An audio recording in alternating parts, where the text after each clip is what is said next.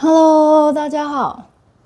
今天我想要跟大家分享的是，我提过我在觉醒之前，其实人生正经历一个很低潮的低谷。那所以当时我在灵性发展的过程，我觉得我本身的能量是很不稳的。频率是很低的，我会很没有安全感，所以那段时间我就寻求了一些方法来帮助自己稳定自己的能量场，然后提升自己的安定感。我说我今天就跟大家分享一下我使用过哪些物品吧。首先第一个，我想是大家很熟悉也很常用的，就是精油吧。一开始是我去给美容师按摩的时候，他就推荐我，那我用它来干嘛呢？我可能就是调植物油抹在身体上嘛，比如说胸口啦，或者背后的脊椎的周围。我也把它拿来家里就开始熏香。那我使用的熏香品都是喷雾型的，就不是那种水雾的。因为喷雾它比较可以让那个精油的分子比较细的、比较均匀的分布在空气中。其实我需要提升能量场，不是自己，还有包含我们的居住环境嘛。因为居家能量场也可以带动我们整个人的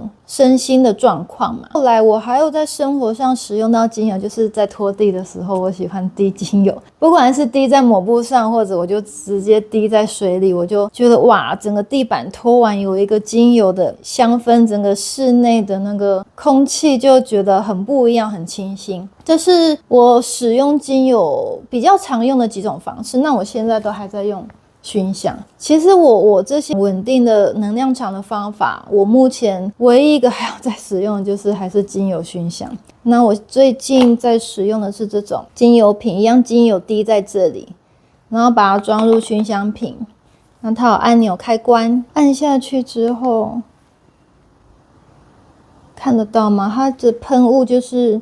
雾化过的分子，就是比较细，然后就是会让空间的味道比较舒服，比较清爽。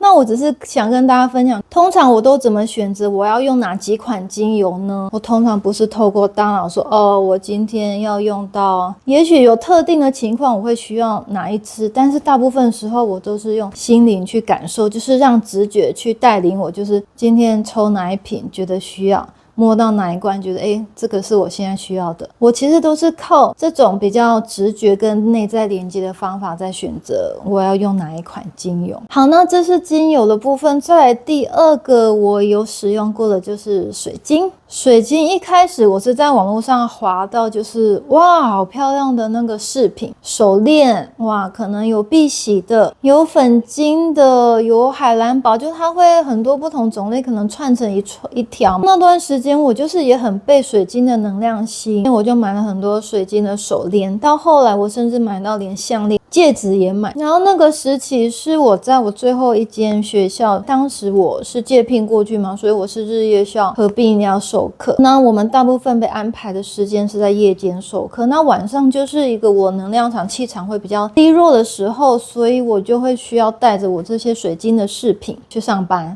结果手上会叮叮哐哐好几串，然后觉得更不安的时候，脖子也要戴项链，还有戴戒指。那后来我认识一个朋友，他对水晶比较了解，他就跟我分享说，其实你可以去考虑去买原矿。我就把这件事记在心里，然后有一天出门到台南去住饭店的时候，发现饭店周围逛一逛，居然就一间水晶店，就进去逛了之后，就发现好像真的原矿，感觉那个能量更厚实、更扎实了嘛，所以我就也挑了好几颗。那我一样会把它带在身上，带去上班，在办公室可能手会握着，或者放在办公桌上等。这是我在那个时期运用水晶来帮助我稳定的一个方式。那再来第三个就是花卉、盆栽摆在家里。我有一段时间就是很需要这些大自然的元素跟能量，所以我尤其喜欢花，它的缤纷，它绽放时候的美丽都让我觉得好疗愈所以我可能会在市场啊、花店哪里选购，一样是凭直觉。今天需要桔梗